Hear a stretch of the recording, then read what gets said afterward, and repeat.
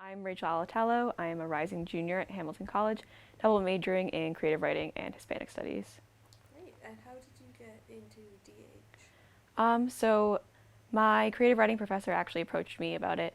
So I was in a class with Professor Tina Hall, and she just wrote a novel, and then the DHI had been talking with her about doing a project, and she finally had after years of them really pushing her, came up with something that maybe she could do, and then she came to me because I'm also her advisee, and we had talked before about different social media things, and I have a blog, and so she knew that I was kind of into technology and also creative writing. So she asked me if I'd be interested in working with her over the summer, and I was like, yeah, I need something to do. This would be amazing, and I was really thankful for that.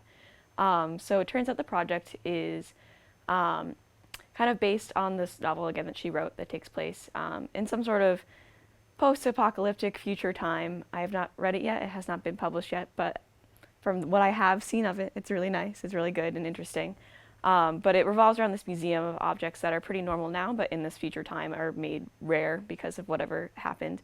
So they're preserved and they're suddenly more interesting. So it might be a bunch of forks or something, but in this future time again, it's they're extraordinary, last versions of these objects.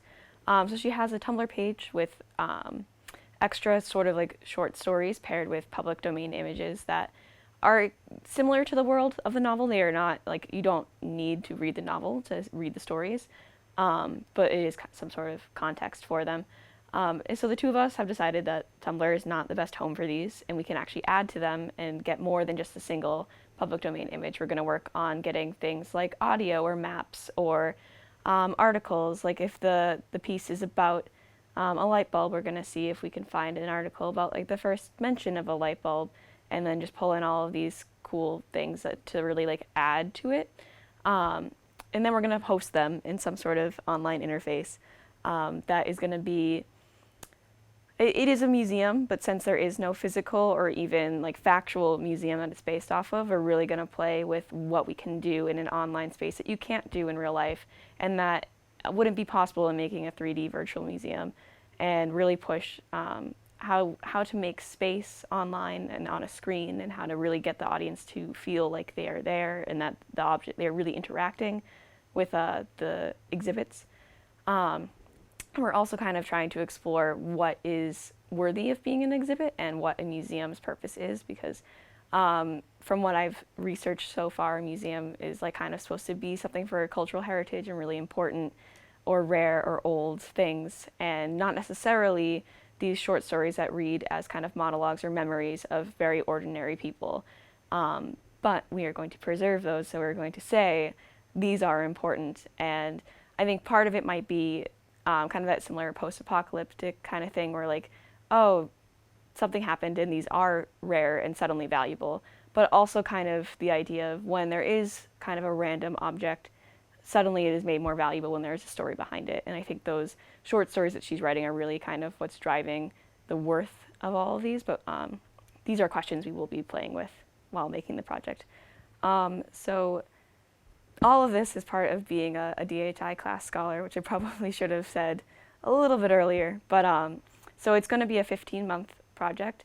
We are in maybe month 2 or 3 right now, so it's all still, for our particular project, in the developing stages. So it's been really nice to be at ILiADS to see projects that have already gone underway, maybe for years. I think there's some that have been going on for more than a decade, but they all have well-established teams and workflows, and are working with bringing in the experts to help them out and really make progress this week.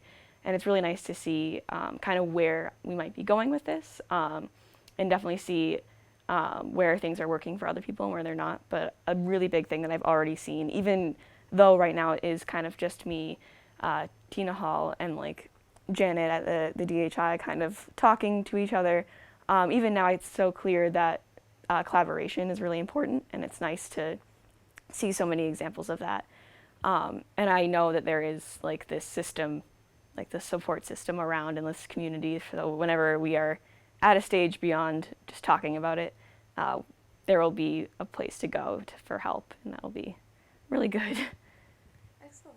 Yeah. Sorry, I can hear myself in the headphones Yeah. out there. It gets really distracting.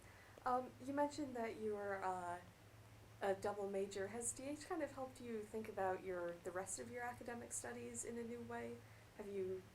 Has there been something that the experience of being a class scholar has kind of helped you bring to the rest of your time at Hamilton?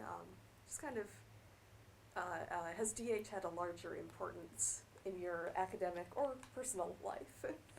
Yeah, so DH has kind of helped me realize that there is, well, first of all, like an entire field out there, but also just that research and that kind of like academic environment aren't limited to just the sciences.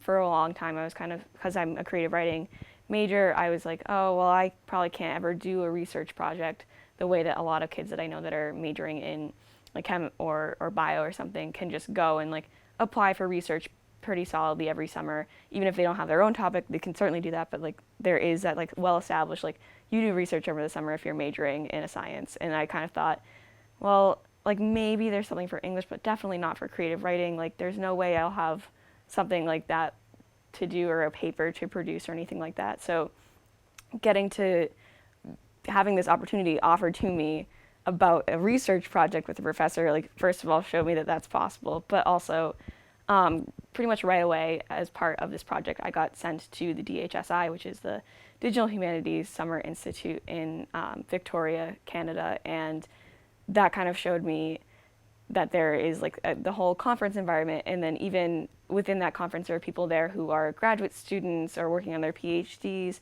or people that are like librarians and faculty, and all of these people that are involved in research and learning beyond undergrad, and sometimes like yeah, and just to know that like there's something to do after college that isn't necessarily straight into a traditional job or for me like kind of holding up and writing a novel or something. I have always been really open because I know even adding like Hispanic studies isn't necessarily like adding something that has a direct line into a job, but to know that like there are opportunities that include research and include going to more conferences and working on projects, and even that those projects don't have to look like papers, has been really interesting. And I think it's definitely something I'm going to think about as I continue working on this project and keeping in touch with all the people that I'm meeting now. That's something that I can do after school. Like I can keep kind of, I can stay within like the whole academic environment, even with like my current concentrations, which is really kind of a relief to know that there is like even there are more options.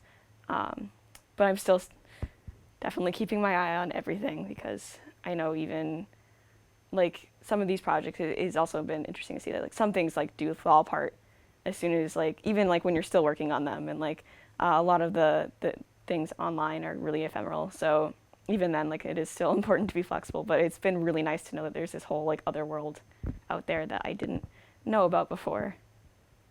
Excellent. Yeah. There's life after academia, I guess. Yeah. Okay, we have like 1 minute left. Cool. If there was anything that you wanted to touch on with like the undergraduate role, do you think undergrads are being well represented at ILiADS? If there's anything that you wanted to say about UNRH, I know that we just like kind of got the rundown yesterday. Yeah. But yeah, I guess do you think there's a place for undergrads in all of ILiADS? And if so, what do you think that place is? Yeah. So I think the environment here, going to the one other conference I've been at before, the environment here is like a lot different for undergrads, and I think they're doing an excellent job trying to make sure to keep including undergrads and reminding everyone that we are in the room, we are there, we are working on projects, which is kind of a different sort of atmosphere than DHSI had, where it was kind of easy to forget that undergrads might be at the conference or that they could have like roles in the same way.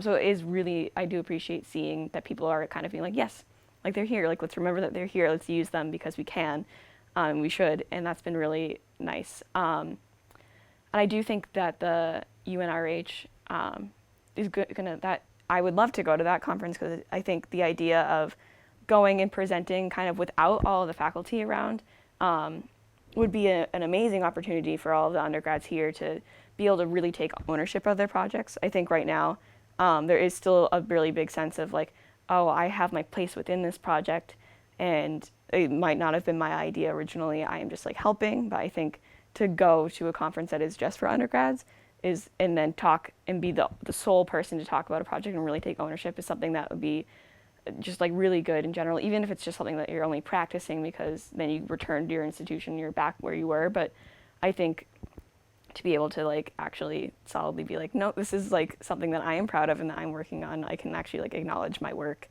and have other people acknowledge it too is really great. So I think if ILiADS continues, it'd be really good for them to kind of continue on that path of remembering that there are undergrads and getting everyone to remember to reach out and talk to them.